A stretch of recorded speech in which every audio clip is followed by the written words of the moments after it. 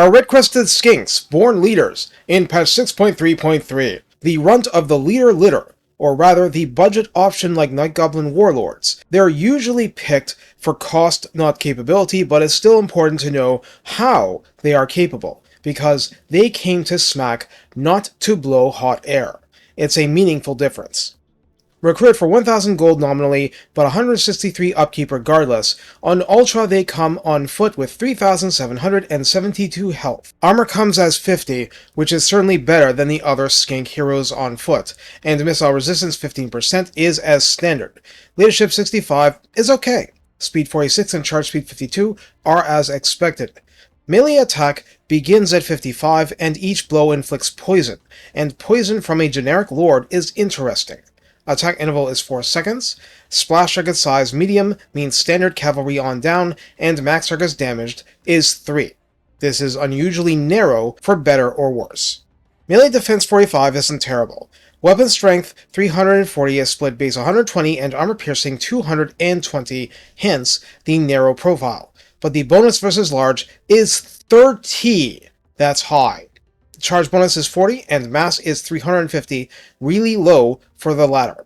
The Lord can hide in forest, has red-crested skink immunity to contact effects such as poison, slow, blinded, and so on, and can absolutely brace to get charge defense versus large and charge reflection. Though remember that low mass.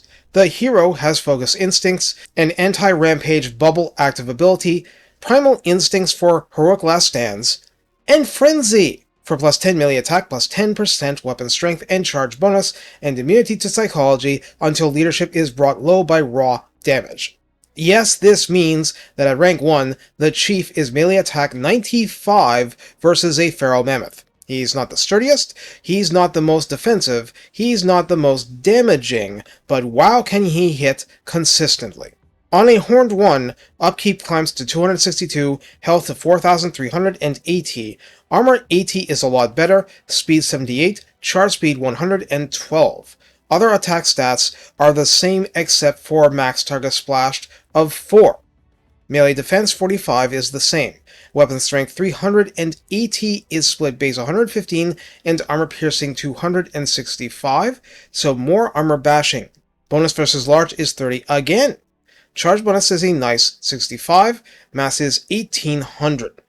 Aside from causes fear and losing charge defense, basically the same including frenzy. On a Ripperdactyl, upkeep rises to 287. Health is even at 4,380, armor reverts to 50, speed goes up to 90, charge speed 90 also. Melee attack remains 55 and poison.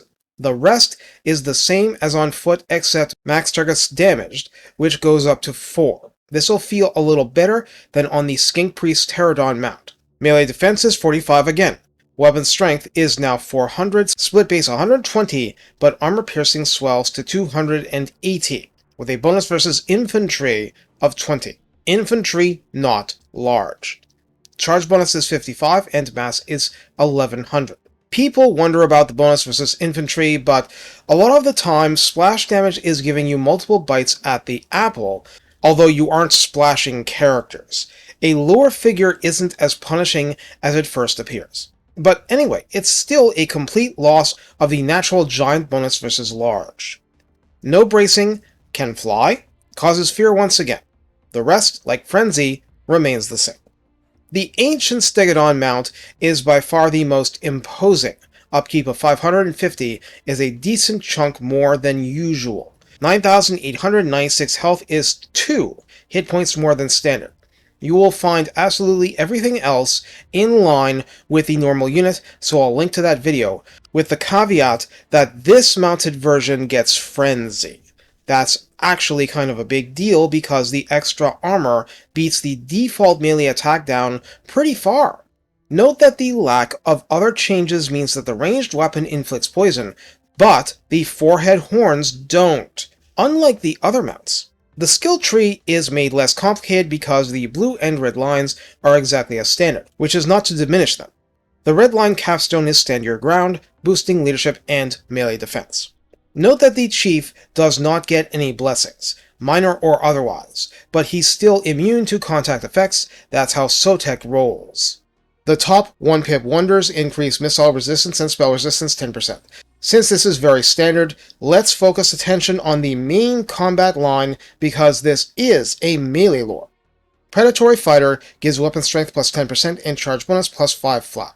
Enforcer of Order adds at 2 pips plus 5% weapon strength generally, with an added plus 10% when fighting non-undead, evil, and chaos factions. At 2 pips, Thick Skinned gives plus 15 armor. Blade Master gives plus 12 melee attack, and Indomitable gives plus 12 leadership. Foe Seeker gives its usual 25 seconds of speed and charge speed plus 25% and fatigue reduction during that time. Woundmaker at 2 pips gives plus 20% weapon strength above what you had before. Scarred Veteran plus 15% health at 2. Blade Shield plus 12, melee defense at 2. Expeditious Endeavor gives plus 15% speed at 2. And finally, Colossal Strike is the standard we expect from a hero pegged as anti-large, even though that his final 2 mounts are not. But they become honorary anti-large with this running, and that's okay. Damage is damage too. Since items and traits are going to vary wildly from individuals in campaign, and I'm not covering the special Tehenuan Chief here, let's go to the personal line that starts at rank 12. And that's not to diminish it because there's some very interesting stuff here. Warrior's Crest enables the active ability of the same name, 90-second cooldown, 30 seconds duration. During that time, the Chief, and only the Chief, is melee attack plus 40 and melee defense plus 24. And that's monstrous. Insane level. Only low weapon strength keeps this at all under control, and that'll go up with how sexy your mounts and weapon slot items become. The next 3 pips are mutually exclusive. You can only take one. Jungle Patrol earns plus 10% post-battle captives, plus 5% replenishment rate for his army generally, and plus 5% movement range, so Lustria becomes a little less punishing. Cool. Dexterous Warrior grants plus 10 melee defense to the Chief himself, speed plus 10%, and missile resistance plus 10% for basically every skink under the sun. This is good because it's hard for them to get such help elsewhere. Temple Builder grants control plus 4, corruption minus 2, and building construction cost minus 10% local province, which can be really good in the right situation. The last 3 pips are also mutually exclusive. You can only get one. Beast Tamer grants recruit rank plus 1 to all Cold 1 units, Pterodon and Ripperdactyl units, upkeep minus 20% for the same, which matters a lot if it's horned ones, and charge bonus plus 15 flat for the same units, which can be very spicy. Skink Leader gives leadership plus 4 to basically every skink unit under the sun, plus 10% missile strength to the missile units among them, and melee defense plus 10 for all of them. That last part is special and really stands out. Spawn Brothers grants melee attack and melee defense plus 10 for the Chief himself and all embedded heroes in that army. In other words, this is a hero doomstack skill. Now that oracles exist, maybe you can actually do that and not have slons running them. So how do we use the red-crested skink chief? Again, at the start anyway, this is your budget option, but the bottom line is that he's not bad. He's just not as armored as the Saurus equivalent, and obviously no shield. He's very dangerous, even on foot, against unsuspecting mounted enemies and large opponents, but the lack of elite sturdiness hurts. He still brings plenty to the table. Immunity to poison and other stuff makes him consistent, and Frenzy also makes him consistently offensive, even on the worst mount for that, the Ancient Stegodon, which also hits the hardest. So really, the special advice will concern the Ripperdactyl. The bonus versus infantry does help against elite armored infantry units and some particular foot lords, but in the end, this is the only generic, flying, fiercely melee option in the faction. Since we do not have coatl mounts, cool as those would be, this is the option that remains for creating a special air unit out of thinner-skinned but speedy options. Chiefs and priests on Pterodons have nowhere near the hitting power and raw ferocity that the Red-Crested Chief brings. Just the fact he still has poison on this mount means he can inflict it in melee to help out regular ROR or Blessed Ripperdactyls in a melee fight. It's squishier than other options, sure, but this combination can easily wreck some unsuspecting dragon's day.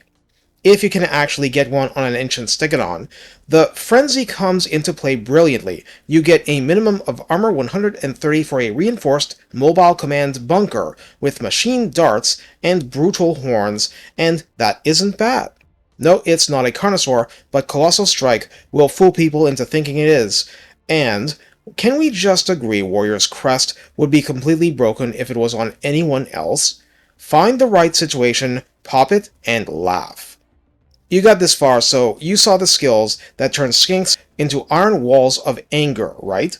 Skink chiefs can now grant charged defense versus large to skink infantry. CA has thus seen fit to add more combinations. Slapping this on Blessed Chameleon Stalkers is one option. Just, quote-unquote, red-crested skinks that start with low defense won't have it so low now, and so on. Follow your instincts, primal or otherwise. Anyway, that's the story. Hopefully this helps you get the most out of these frenzied leaders. Take care, and have fun giving those ancient stegodons a dose of Sotek angst!